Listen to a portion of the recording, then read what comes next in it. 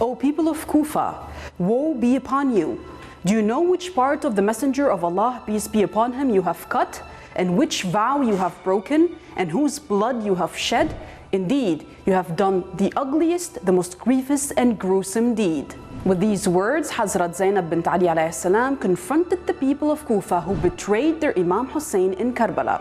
Hadhrat Zainab alayhi salam proclaimed to the world the greatest sacrifices made by her brother Imam Hussein alayhi salam and the other members of the family of the Holy Prophet of Islam, peace be upon him, who were brutally martyred at Karbala in 61 An-Hijra by the forces of Yazid, son of Muawiyah. The women and children witnessed the very inhumane and merciless violence that took place in Karbala, yet they were not desperate.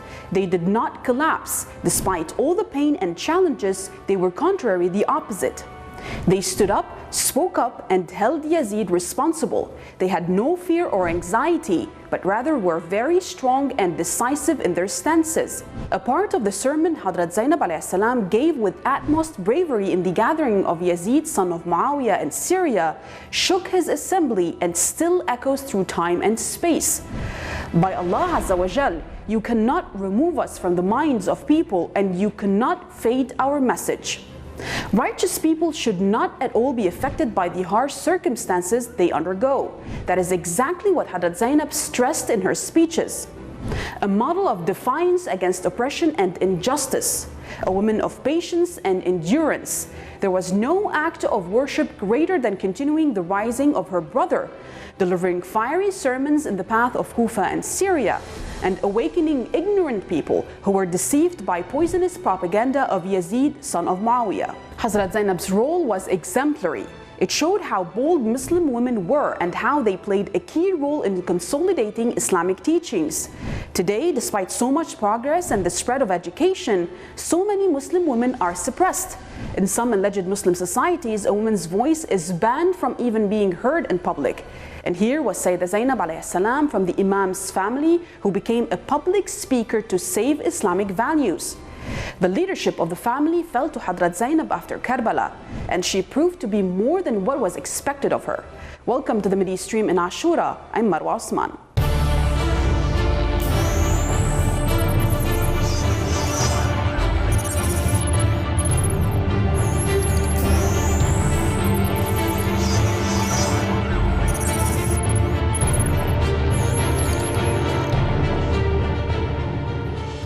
To fully comprehend the message of Karbala, one has to fathom two thoughts. One is the rising of Imam Hussein alayhi salam, and the other is the rising of Zainab alayhi salam. Hadhrat Zainab alayhi salam was an outstanding figure in the history of Karbala, endowed with divine steadfastness and fortitude. She witnessed the merciless violence that took place in Karbala, yet she was not desperate. She did not collapse. Despite all the pain and the challenges, she was contrary, the opposite. She stood up, spoke up, and held Yazid responsible. To discuss this issue with us from London is Sheikh Shabir Hassan Ali, who is a lecturer in Islamic studies. Thank you very much for being with us, Sheikh Shabir. Now, a model of defiance against oppression and injustice, a woman of patience and of endurance. There was no act of worship greater than continuing the rising of her brother, delivering fiery sermons in Kufa, in Syria, in Yazid's own majlis. How do you think this role taken by Hadhrat Zainab alayhi salam served Islam? I think first of all, I'd like to extend condolences on Ashura to all of the people watching and to yourselves. Thank you. But I think the entire epic of Ashura required a second component. It's not just one component that makes the victory. You need to have the component of Imam al-Hussein and the actual stance within Karbala, but also you need Sayyidah Zainab and the second Zainabi revolution that actually got the message that was delivered and that was learnt or should have been learnt in Karbala to the wider population and even to us. If Sayyidah Zainab had not made the speeches and had the resolve and the strength that she did have, then today you and me probably wouldn't be having this discussion, because Karbala would have just been a blip in history. Sayyid Zainab made sure that Karbala was never forgotten and that the sacrifice of the 72 was always something that was understood by people, that drives people. And of course, we know in Lebanon, the idea of Sayyid Zainab and the idea of Imam Hussein is one of the key ingredients that resulted in the 2000 ejection of the Zionists from South Lebanon. And of course, it's also one of the things that helped with the 2006 victory, but also with Iran and the Islamic Revolution and our brothers and sisters in Yemen, in Syria, everywhere.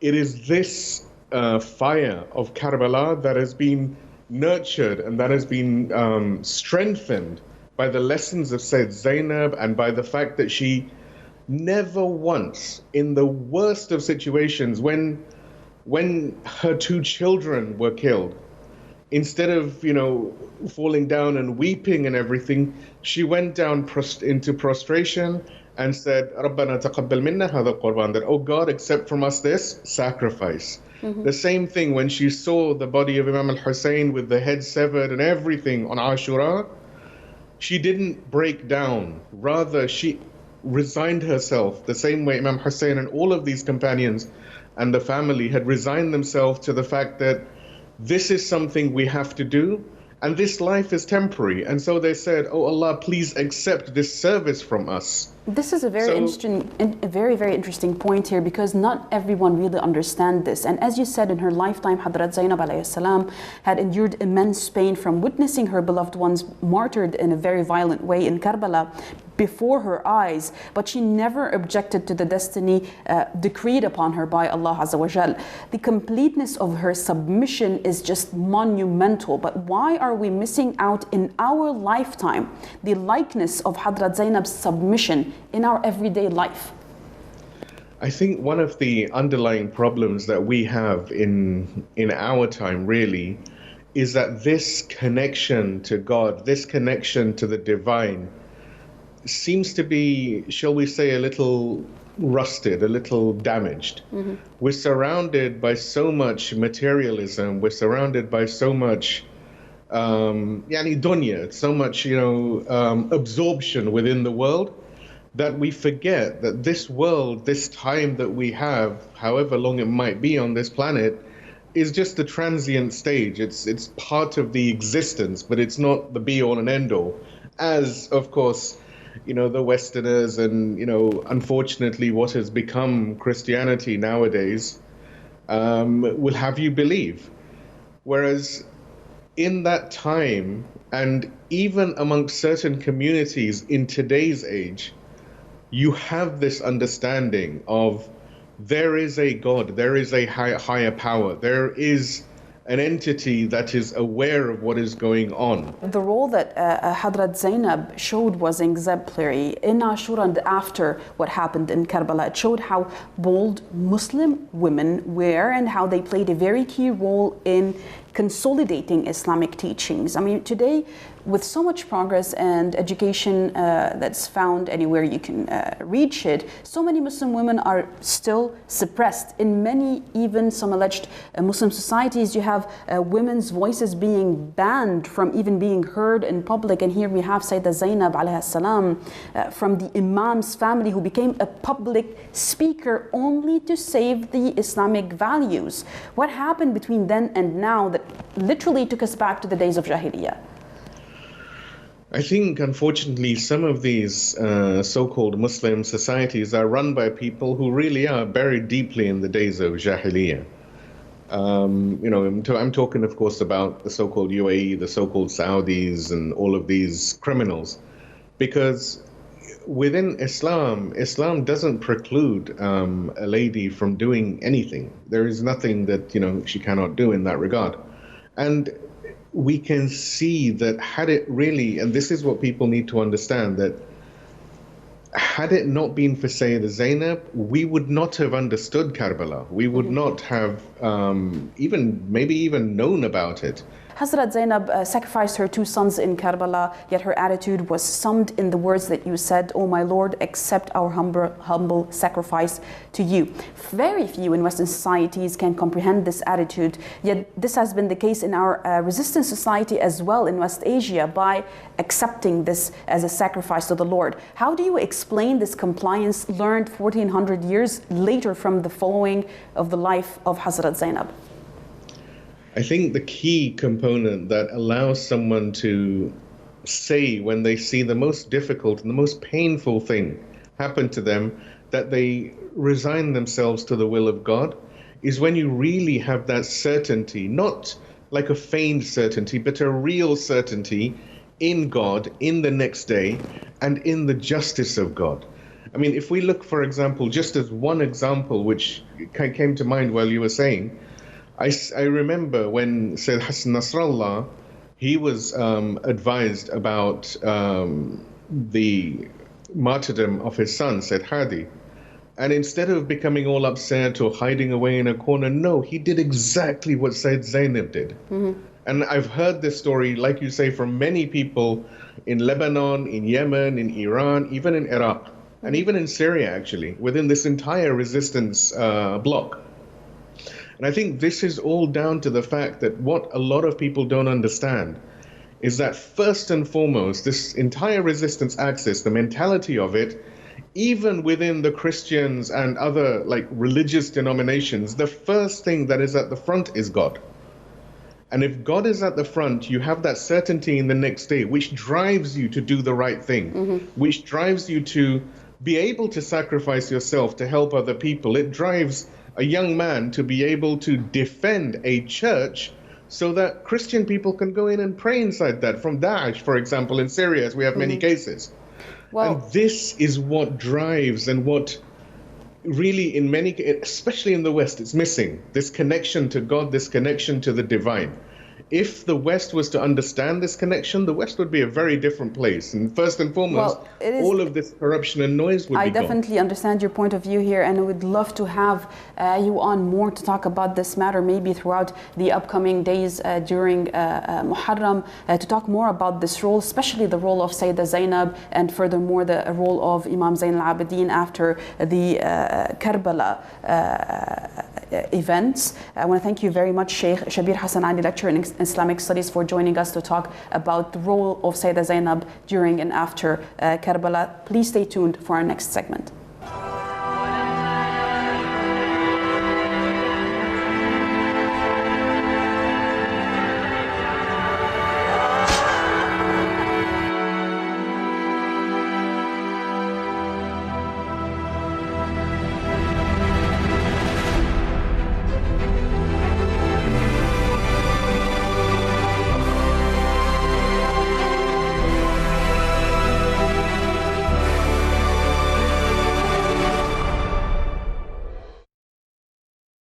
Yemen is home to the most tragic circumstances imaginable right now, years upon years of war, environmental disasters, and severe humanitarian plight, exacerbated by cholera, diphtheria, and now COVID-19.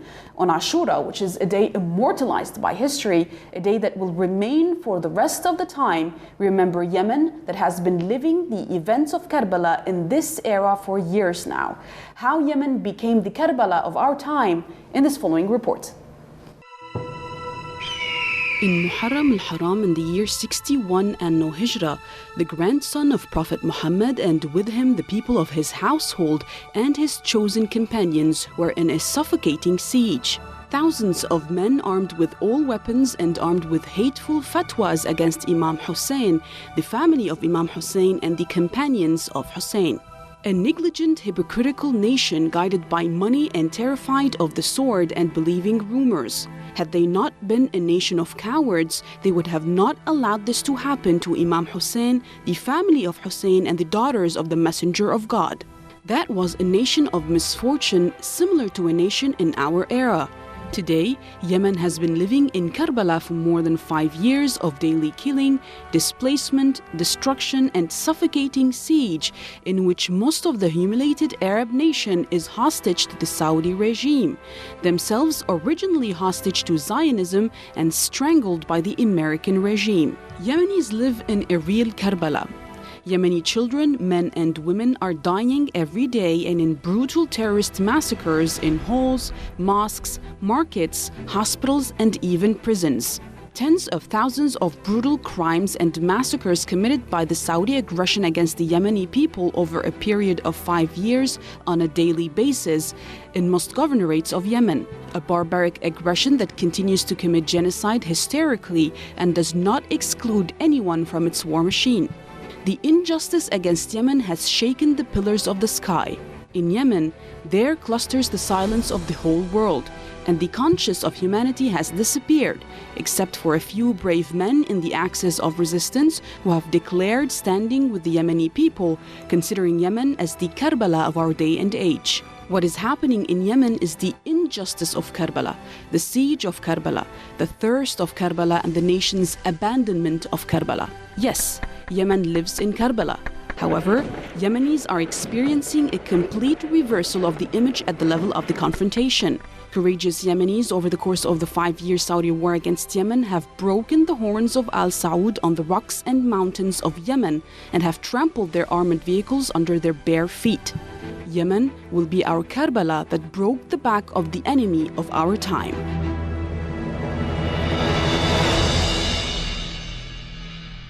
So how did Yemen become the Karbala of our time? To discuss this issue with us from Sydney is Jay Therapel, who is member of the Yemen Solidarity Council. Thank you very much, Jay, for being with us.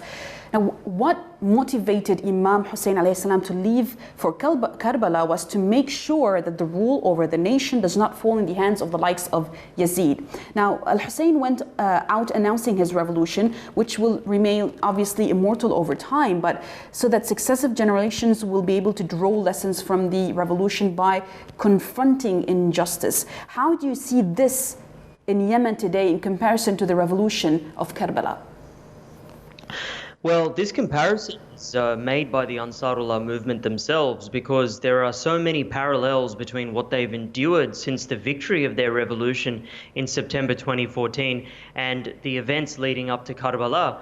Firstly, Imam al-Hussein never took up arms against Yazid. Rather, it was Yazid that took up arms against Hussein and the Ahl al-Bayt, culminating in the massacre at Karbala. Similarly, Ansarullah never took up arms against the former Yemeni government. Instead, it was that government under the former president, Ali Abdullah Saleh, that took up arms against Ansarullah. Even US think tanks like the RAND Corporation admit that Ansarullah were acting within the boundaries of the laws and constitution, and that the only reason Saleh responded to this political challenge with brute military force in 2004 is because he was being pressured to do so by the US and Saudi Arabia. They used military force to combat a political ideology because they knew the Ansarullah movement resonates with millions of Yemenis who believe their country has been kept artificially poor and reduced to a reserve army of cheap labor for the Saudi economy. Secondly, on the day of Ashura, the Ansarullah movement also remembers its own martyrs, beginning with the founder of Ansarullah, Sayyid Hussein al-Houthi, who was brutally murdered along with his family members and followers by the Saleh regime. Finally, in the words of Imam Ali, be like the flower that gives its fragrance to even the hand that crushes it.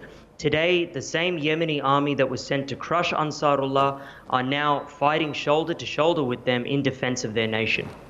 Well, Jay, Imam Hussein knew that his enemies were despicable, they were foolish. He used to see that those who came to fight him were nothing but a bunch of gangsters of Kufa seeking maybe to obtain a trivial or maybe some sort of a despicable gift that drove them to this course and to commit this grave crime. I cannot but think about the mercenaries brought about from everywhere, especially from the continent beside Asia, which is Africa, brought by Al Saud to kill Yemenis. How do Yemenis, especially the national defense forces here, view those mercenaries, and how do they deal with them when they detain them? From what I've seen, the Yemenis who support the government in Sana'a, they view the mercenaries as people who just want to get paid, like the soldiers who fought for Yazid, as you mentioned. Mercenaries will do anything for money, even if it means assassinating people they don't even hate, or smuggling Yemen's oil to pay for the US-Saudi aggression, which is what mercenaries operating out of the Shabwa province have been accused of doing just 2 days ago. Apart from this, the Ansarullah movement also maintains that many of these mercenaries have been tricked. So according to Muhammad Ali al-Houthi, a member of the Supreme Political Council, many Sudanese mercenaries in particular were told that they would be defending the two holy cities in the Saudi-occupied province of Hijaz, let's call it that. But then they ended up winding up in Yemen. So many of these mercenaries are potentially even slave soldiers. The UAE has done the same thing. So according to the TRT News, which is Turkish, the UAE advertises security jobs. Then when people arrive, they get forcibly sent to a military training camp before being shipped off to Yemen. So it's not just the Ansarullah movement making these accusations. As for how they're treated when they're detained, I wouldn't know, but slaves and mercenaries don't want to die. So I'm guessing there are very large numbers of them in Yemeni captivity because they'd much rather surrender, and that their conditions are not better or worse than what the average working class Yemeni is experiencing as a result of this genocidal blockade. Well, J1, do you realize that one can look at the Husseini revolution in reality with just two perspectives? The first one reveals the apparent movement of Hussein bin Ali, which he undertook in the face of corruption, defiant, unjust and repressive governments, the government of Yazid at that time. As for the core and depth of the issue, which is the second view, reveals the greatest and deepest movement because it is against man's ignorance and delusion. When will the Saudis, or is it even possible for the Saudis to wake up from this delusion and quit killing their brother Yemenis? It's no secret that Saudi Arabia is looking for a face-saving exit strategy, and even that's collapsing. The UAE-backed southern separatist movement no longer wants to partner with the Saudis in any future power-sharing deal, which is a huge blow. The UAE is now attempting to appease Iran, and the Saudis having to slash the budgets of their own ministries by 20 to 30%. I read about all of this on Al Jazeera, which further highlights the growing isolation of Saudi Arabia, given that Al Jazeera is a mouthpiece of the Qatari regime, which also has terrible relations with Saudi Arabia now. So at best, I think we can expect Saudi Arabia to walk away from this acting like they've won. So I think something like that is possible. Well, Jay, what's really interesting and really beautiful at the same time is despite the heavy blows that is being dealt by all Yemeni societies, every year we still see waves of mourners flocking the streets in most of the Yemeni provinces commemorating the martyrdom of Imam Hussein alayhi salam. It is as if the martyrdom is what keeps them sane while facing this war machine by Saudi Arabia and co. How much of a neglected factor do you think these revolutionary movements are to the enemies of Yemen? On the contrary, I think the revolutionary content of the Ansarullah ideology is fully acknowledged by the enemies of Yemen as a political threat. And that's why they're spending $50 million a day trying to erase it from the history books, precisely because history makes Saudi Arabia very insecure. Look at it from the Saudi perspective. The Ansarullah movement belongs to the Zaydi branch of Islam. They named themselves after Zayd ibn Ali, who was Imam Hussein's grandson. 60 years after Karbala, the Zaydi rebellion brought down the Umayyad Caliphate. So naturally, Saudi Arabia will fear the Ansarullah ideology because at the center of their politics is the belief that all Muslims have an obligation to rebel against corrupt and unjust rulers. When the Umayyads seized power after the assassination of Imam Ali, they felt insecure because they knew that so long as the household of the Prophet was still alive, the masses of people would not accept the legitimacy of their regime. Similarly, today, the House of Saud has never not felt insecure about its legitimacy as a state, because it was founded by conquest and genocide, and it only exists today because it has the backing of the US and Britain. Well, so without the backing of the big tyrant, the small tyrant knows that it can't survive. I want to thank you very much, Jay Therapel, member of the Yemeni Solidarity Council, for joining us. This has been a short interview, but I hope that we talk more about this in the upcoming weeks and about the Yemeni face of Karbala of our time. Thank you very much for joining us, and please stay tuned next week for more from the Mideastream.